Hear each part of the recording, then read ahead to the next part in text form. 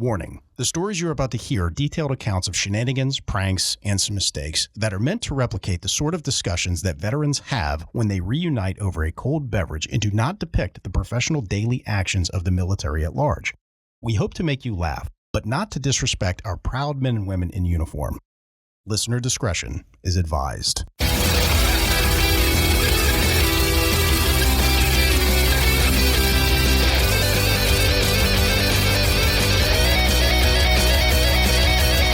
Welcome to Cammo Comedy, where we take a humorous look at the lighter side of military service. We got a big show for you today, but before we jump into it, if you like what we're doing here, give us a subscribe, give us a follow, whatever they call it on your podcasting platform. And while you're at it, give us a 5-star rating, write us a review, as that makes us more relevant in the algorithm and boosts the overall visibility of the show. But word-of-mouth advertising is just so powerful, so if you tell some friends, I will love you forever.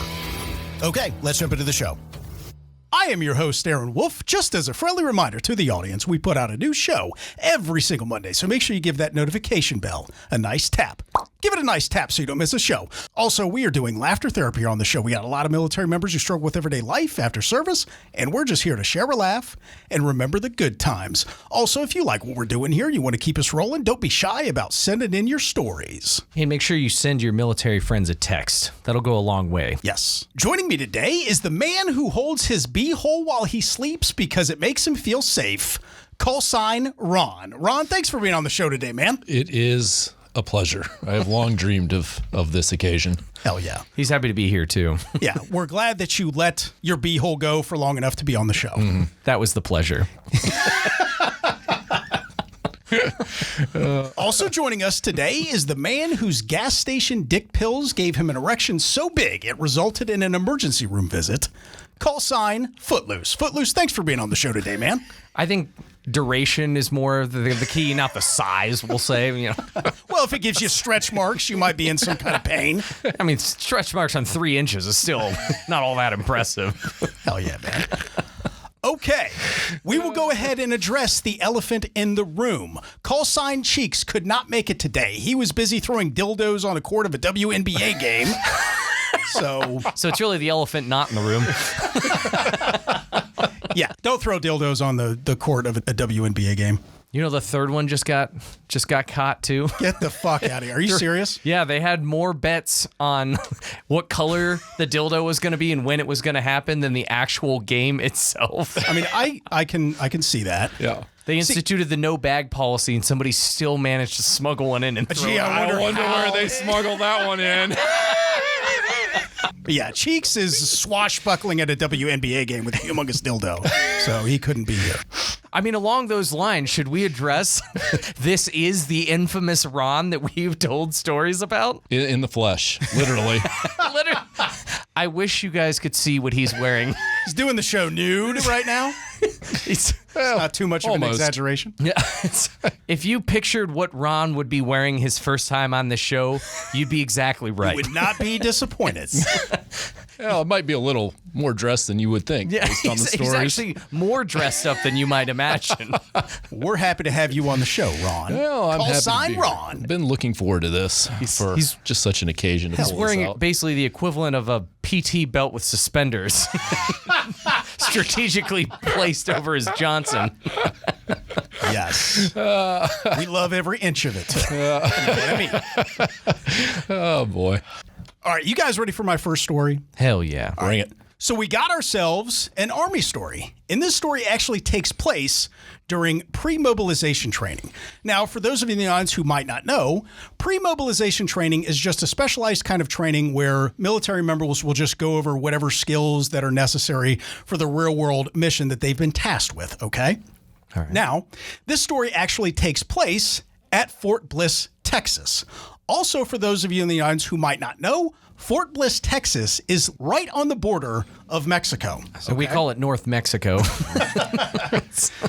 Yes. So, and it is, we should just go ahead and point this out. It is very easy that when you go off base of Fort Bliss to take one wrong turn and you wind up in Mexico. And like when you go to Fort Bliss, I mean, they have briefings on this to make sure that you know where you're going whenever you go off base, because like there's one main freeway. And if you take a left, you go into El Paso. But if you keep going straight, you go right into Mexico.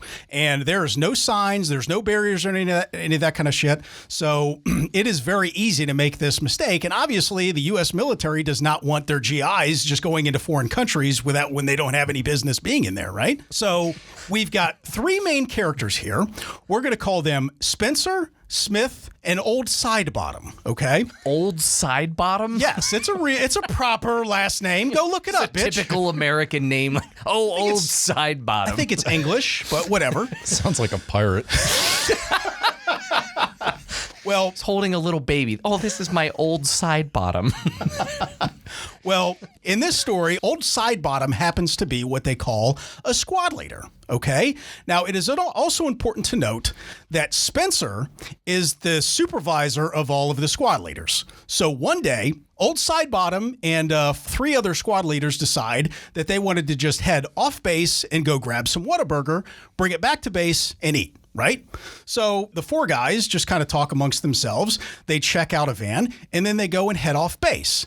Now, let me pause right here. One of the things they did not do was they did not happen to mention to their supervisor, Spencer, that they were going to go off base, which I will just go ahead and point out. Rank comes with his privileges. This isn't like the biggest deal in the world, but one could also say that it's, it's nice to give him a heads up. At least. It's a good practice to at least tell your supervisor, hey, we're going to make a run real fast. So if you don't see us around for the next 20 minutes or so, this is where we're going to be, right?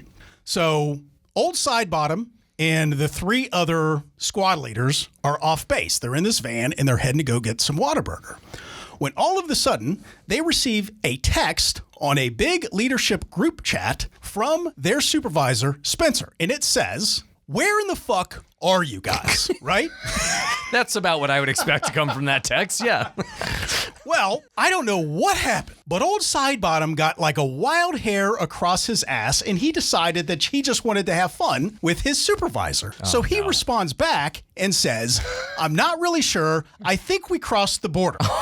Now, I will go ahead and pause and just emphasize the fact that they are very much so on the United States side. They're just having a little bit of fun at their supervisor's expense, okay? Now, some of the other guys in the van think this is really hilarious, so they start jumping in as well. One of the other guys comes up and says, I think we made a wrong turn. We were going to go grab something from this individual. We're about 2-3 miles across the border, and we got stopped by a local, and they told us that we had to do a thing for them. Okay. Then a third guy in the van jumps in and says, look, this individual has this package and they need us to go drop it off really fast and we'll be right back. What's the problem? Now, so everyone's just dumping gasoline on this fire. Absolutely. In this group chat. And yes, they're in this leadership group chat. Now, it's also important to point out here that Smith is back on base and he is in the barracks and he happens to be in the bunk behind Spencer. Okay, so he's seeing this whole thing. So he starts an entire side chat conversation with everybody that's in the van, excluding Spencer, right? Now he is taking he's taking candid photos and videos of Spencer losing his fucking mind. Because as you can well imagine, what a good friend. They're talking about like some serious stuff here, possibly international incident, probably some drug trafficking, stuff like this. So Spencer is getting fucking pissed off. So the guys that are in the van receive a video of their supervisor, Spencer, and he is losing his mind. He says, you seeing this fucking shit? You fucking in this group chat? What the fuck is going on? Right? So, like, the other three guys in the van are loving this. Now, It's also important to point out that the guy who is driving the van is completely oblivious to all this stuff is going on. He's being a good soldier. He's just minding the road. He's not minding his phone. So he doesn't know what kind of shitstorm that these guys are stirring up. So they're not talking about it? The driver has no idea this is happening? They might be, like, snickering back and forth and kind of, like, texting over their group thread with Smith, right, that's back in the barracks and everything like this. So a little time passes. And then Smith texts that side group chat and says, hey, I think you guys might want to make it back to base like immediately. I'm pretty sure Spencer's going to have a heart attack. Now, this is followed up by a video of Spencer, who is like right by his bunk, and he is like feverishly pacing back and forth in this like 4 foot by 4 foot area that's around his bunk.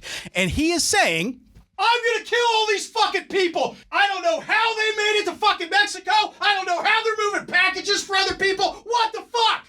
So the guys in the van are having some fun at old Spencer's expense here. They make it to Whataburger. They make it back to base. Now, once they get into the parking lot, Smith meets them in the parking lot and he says, hey, don't go in the barracks right now. That guy is really pissed off. Like, you might need to give him a couple of minutes to calm down. You know what I mean? So they hadn't told him yet that this was all just a fucking joke? They had not said anything by this point, right? That is bold. So Smith goes back into the barracks. Right about that time, Spencer comes back outside and sees all of these guys that are standing in the parking lot, and he is furious. He locks every single one of these people up, and he says, you fucking idiot! How are you getting involved in a fucking drug deal? What the fuck are you idiots doing? Old Sidebottom says to this, what are you talking about? Which causes Spencer to fucking lose his mind. He was red before. He was red with fury before. He says, I'm talking about the fucking text messages right here. I'm looking at it. The whole time, he is just knife-handing his fucking phone and just talking about all of the text messages that they just went over. So by this point in time, the driver of the van is starting to ask some questions. He's like, what in the fuck is going on right now? So he like digs right into his pocket and he pulls out his phone, to which Spencer says, hey, what the fuck are you doing? Now, the driver is like, oh, hold on a second, sir. I'm just trying to figure out what the fuck is going on over here. Now, right about that time, Smith comes outside and he lets him in on the gag. Says, hey, sir, you know, we were just having a little bit of fun at your expense. See, we took all these like secret videos and photos of you while we were kind of like egging this whole kind of situation on. Now, that did not go over super well with Spencer because he went from red to being like bright purple with fury. But I will say the group of squad leaders had a little bit of wisdom to them because they were smart enough to make sure that they got old Spencer some Whataburger for themselves. Oh, smart, yeah. They're just like, hey, here's your food. We were just funning, guys. Well, it can't be remedied with a little Whataburger. Right? No felony charges, just a hamburger. Well, after several minutes, you know, Spencer was able to kind of de-escalate. I think he was relieved that he's not going to have any kind of like major investigations to answer for and all this other kind of stuff. So they eventually saw the humor in it. But yeah, I love that fucking story. I can't believe they somehow managed to not involve the driver at all. So he comes like, what in the fuck is happening? Could you imagine when you're just like, whoa, what the fuck did I miss? We just grabbed food and he's losing his mind. I'm also wondering what the conversation was like. They're like, hey, I know we didn't ask for his order, but go ahead and get our boss a little something. We're probably going to need it. Nice. Might smooth things over when we get back. Hell yeah. What do you mean? Hell yeah. All right, so I got our next story here. What you got, man? This is one coming from our friends in the maintenance career field of the Air Force here. They usually have some pretty fun stories. So in this one, there was a senior enlisted leader, as they call them now, who was very fond of, you know, the usual of teasing the new guys and stuff like that. Well, this guy was a little more old school. This was a few years back, we'll say a different time in the Air Force when you could make certain jokes that you can't make now. A better time. Yeah. A simpler Some time. say a better, simpler time. You know, like teasing your boss that you were involved in a drug deal across the border. Yeah, you know, just good old fun like that.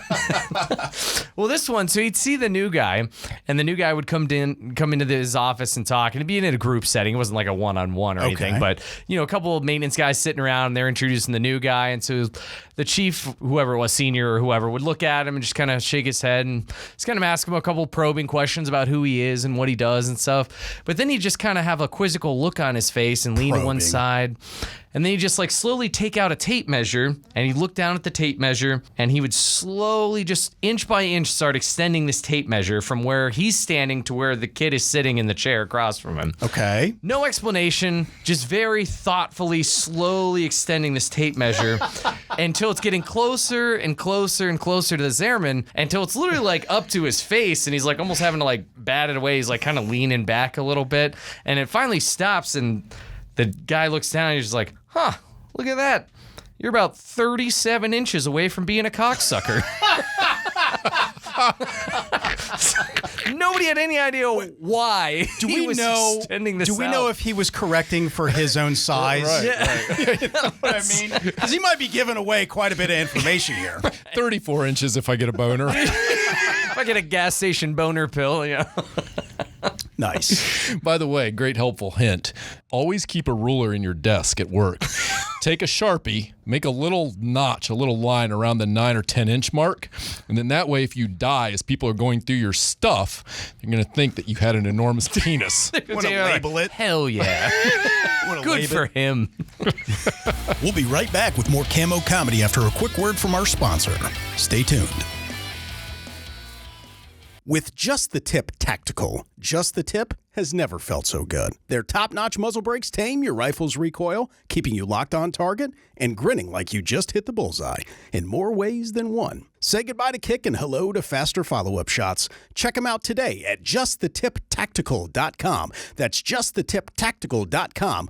Whether you're looking to improve your rifle or just want some cool apparel with an eye-catching logo, go now to justthetiptactical.com. That's justthetiptactical.com. Enter promo code WOLF, that's WOLF, for 15% off. You can't beat that. And when you patronize the companies that sponsor us, it helps us pay the bills over here. So thank you for supporting the businesses that support us.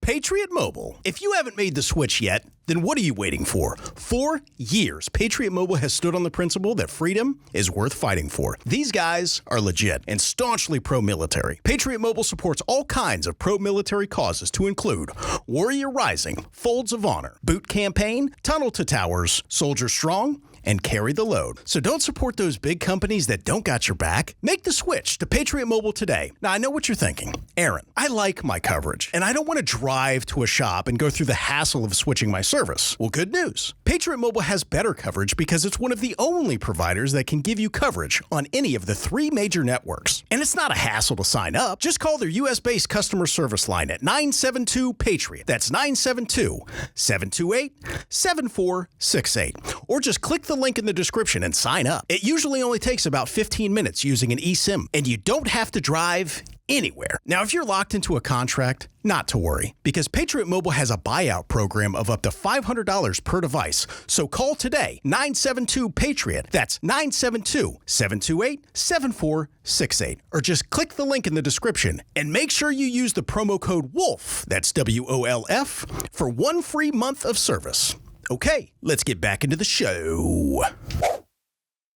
All right. So I got a story. All right, what you got, man? All right, this is from a security forces unit. Okay. So this security forces unit, this particular week, the focus of training happened to be on grappling, on gay stuff like that, you know, where you're grabbing each other's and whatever. Wrestling. Right. Well, the instructor for this was a fellow, we'll call him Mr. Miyagi, because he was really kind of into martial arts type stuff. He did it outside of work. He was just really well versed in it, so to speak. All right. Really Asian. Yes. And, so Mr. Miyagi's done a full day of training, and at the end of the day, training, everybody kind of gets together in the classroom for end of day. You wait for leadership to come in, kind of wrap things up. So on this particular day, Mr. Miyagi's up in front of everyone, and he's kind of wrapping things up, and leadership is trickling in, and everybody's waiting to get excused to go home. Well, Mr. Miyagi, he was really passionate about the stuff that he did, right? Okay. So as he's wrapping up, he says, all right, so we had a full day of training. It was really good stuff. Does anybody have anything they'd like to contribute here at the end? Does anybody have anything, you know, any type of a submission hold that you've got that I haven't shown today? So that's some risky business. Yeah, that's a bold move. It is out there to everybody. It's a bold move, but he was passionate about what he did. So another individual who we will just refer to as Goat Lord. Okay. All right. Goat Lord was a big guy, like big, just a not necessarily muscular big, but just big, not fat big. I don't know how to describe. He's just a big country guy, strong, right? So strong like a bull. And he has a reputation. All right, he's the type of guy who's going to make a newbie in training just lose his mind on some newbie and just make him pee. He would scare it. He scared me a couple times. Okay. All right. So I like that. He raises his hand from the back. All right. Well, this should have been red flag number 1 for Mr. Miyagi. For anyone who knew either of them. Yes. For anybody who knew Goat Lord, this is it. But Mr. Miyagi was passionate, and he really got into this. So Goat Lord raises his hand. He says, yeah, I've got one. And you can see Mr. Miyagi gets a little excited. He said, well, come on up here. Show us. So Goat Lord goes goes to the front of the room, and he says, okay, well, this particular submission hold, what you have to do is you have to have this person in a full Nelson, okay? All right, well, this is red flag number 2. Okay. So he voluntarily just puts himself in a full Nelson. That you're going to allow somebody to put you in a full Nelson, because at that point you're pretty much already submitted anyway. Like, what else are they going to do to you at this point? So the red flags should be going up left and right here, especially since leadership is now in the room. But Mr. Miyagi is just none the wiser. So it's a very trusting individual. So Goat Lord says, all right, now this particular move is called the Tennessee takedown. That should be red flag number 3. Exactly. This should be red flag number 3. All right. However, this continues. Horrified by this name already. Now, Mr. Miyagi, he was not a big guy, not anywhere close to the size of Goat Lord. All right. Okay. So Mr. Miyagi voluntarily allows Goat Lord to put him in a full Nelson to demonstrate the Tennessee takedown. By this time, everybody's in here and we're all watching. Everybody knows something's going on here, except Mr. Miyagi, apparently. He's never been on Urban Dictionary. So Goat Lord puts Mr. Miyagi in the full Nelson. He says, so what you got to do is once you have him in the full Nelson, you just take him and you just ram him all the way across the room. And for those of you who can't see at home, this involved many pelvic thrusts to the back of Mr. Miyagi as he just literally just butt humps him all the way across the classroom, and there's literally nothing he can do. He's just stuck in it. Nelson. Right. And everybody is just, literally dying laughing. And hence the name Tennessee Takedown. And thus the Tennessee Takedown was born, or whatever. So do you let him out when he finished, or? I think that's exactly how that works. I'm going to have to consult the Urban Dictionary. Nice. Okay, so I got the next story. We got ourselves another Army story. This story takes place at a deployed location in a desert environment. So it's safe to say that anybody that has been deployed to a desert location, your shower time is a very important time of day, right? You can imagine out there in the audience, like you're spending 12, 16 hours a day, probably more in a lot of cases, wearing full uniform, boots, all kinds of gear, in 100 degrees, 120 degree heat, just sweating, gallons of ass sweat just fucking dripping down all of the time. So like you really look forward to that little blast at the end of the day or whenever you have time to freshen up and get clean. Okay? So we've got meet some new people. Yes. Well, I'm glad you brought that up. So just check this out. So we've got one main character here. Well, this story's not about me, is it? No one told me. It's not about you. Oh, okay. So this is an Army story. Oh, that's all right. Yeah. So we've got one main character here. We're going to call him Clyde. So Clyde has reached the end of his day, and he is making his way over to the shower. Now, for those of you in the audience who might not know, the shower facilities for like deployed military guys, not always the best of conditions, but you make it do, right? You're still, right? You still are looking forward to like just blasting off the funk of the day, right? So Clyde goes into the shower area. Blasting off something else, apparently. And showering. Well, check this out. So Clyde goes in to the shower area. And if you can imagine this, they have a row of 4 showers that are just in a line, right? And all of them are occupied except for one of the middle stalls. So, Clyde not really thinking a whole lot about it. He just goes and takes the empty stall, right? So he's in there, he's washing up. Now, for those of you in the audience who have never experienced a military shower, they are wild. Like, this is not some kind of like quiet spa type visit or anything like that where you can really enjoy some peace and quiet time. Like, there's guys that are talking shit. There's guys that are like having different conversations back and forth. People are farting. It's like a prison shower, essentially. There's just all kinds of commotion. Not quite as much butt sex. There is all kinds of commotion. Some butt sex, but not quite as much. Not a lot.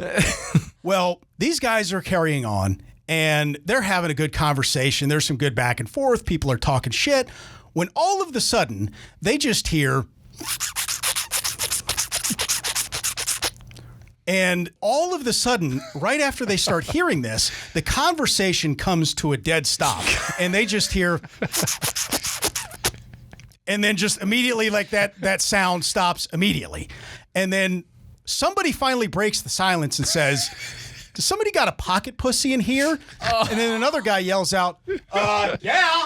Oh, God. Guys are like, oh, gross, man. What the fuck is wrong with you, you savage? You know, that kind of stuff. So the guy says, oh, hey, no, it's no big deal. I finished. And they're like, oh, God, dude, what the fuck is wrong with you, man? You fucking savage. We were worried. I mean, so he's like, oh, man, hey, it's not a big deal. I mean, I pulled out and everything. And they're like, what the fuck, guy? I mean, you don't have to worry about getting a fucking pocket pussy pregnant, you know? So the guy pipes up and he's like, no, you don't understand. It's not about that. It's about the training. You know, I'm going to get home soon and I got to make sure that my pullout game is tight. You know what I'm saying?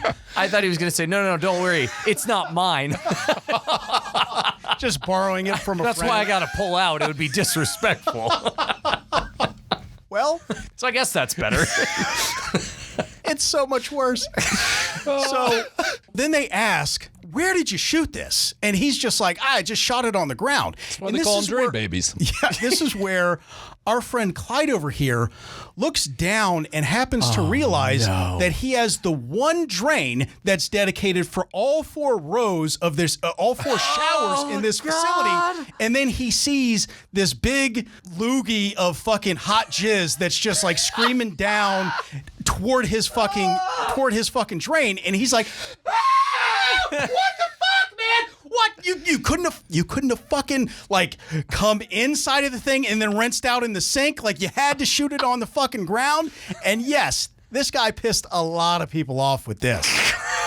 Because, I mean, those guys are... I mean, you don't think that you have to bring sandbags to the fucking shower and kind of, like, block off so you could be protected from any fucking... What did you call them? Drain babies? I got to say, I don't really sympathize with Clyde too much here. Anybody who's in a military shower knows you wear flip-flops.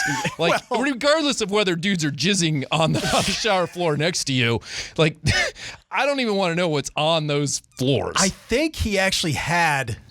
I'm pretty sure that he had, flip-flops on, but it was just like just seeing like a rain loogie boots. Screaming at him, and he's just like, oh my God. Just the tsunami of cum that was coming straight at him. One guy that had to practice pulling out. Oh my God. These guys are fucking savages. Oh, this is why no one's sitting in the middle. That's probably why that fucking stall was left empty. There were at least like barriers between them, right? This wasn't like an open bay shower. They had dividers, but it didn't go all the way down to the ground. So like all of the water rushes down to that one drain, and he happened to be standing right on the fucking drain. Oh. So, I mean, at least they couldn't see him, violating little Deborah or whatever it was, but... Whatever he calls his pocket pussy. I love that story. Thanks. Fantastic. Hey, thanks for checking out the Cammo Comedy Show Podcast. If you like what we're doing here and you want to participate in this community, there are many different ways you can contribute. First and foremost, tell someone about the show. Word of mouth advertising is very powerful, and we really appreciate you helping us out. If you have any funny military stories of your own or know somebody who does, with their permission, of course, you can contribute those stories via email at stories@cammocomedy.com. That's stories, STORIES, at CAMMOCOMEDY.com. And if you're not too good at the internets, drop us a voicemail at area code 531-222-6146. That's area code 531-222-6146. Yeah, and if you want to interact with us throughout the week, hit me up on my socials, Facebook and Instagram. Just look up # Cheeks. We have a lot of big plans for this show. In building this community to support veterans, we will announce here soon. So stay tuned. All right. I'm going to go enjoy a nice pasta salad with a little mayonnaise later. Okay, first of all, mayonnaise? Why do you always have a problem with the way I talk? There's a way you're supposed to say the word, Aaron. Mayonnaise? That's not it. Panaz. That's not fucking it, Aaron. That's not...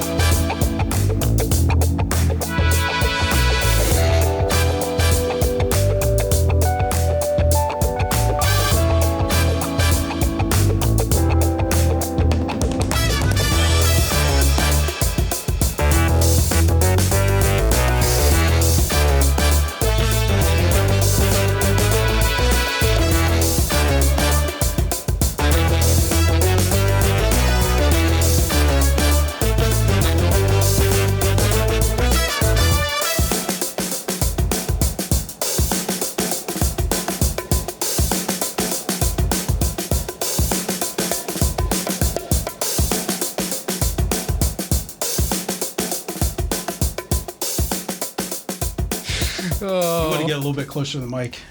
Yeah. Okay.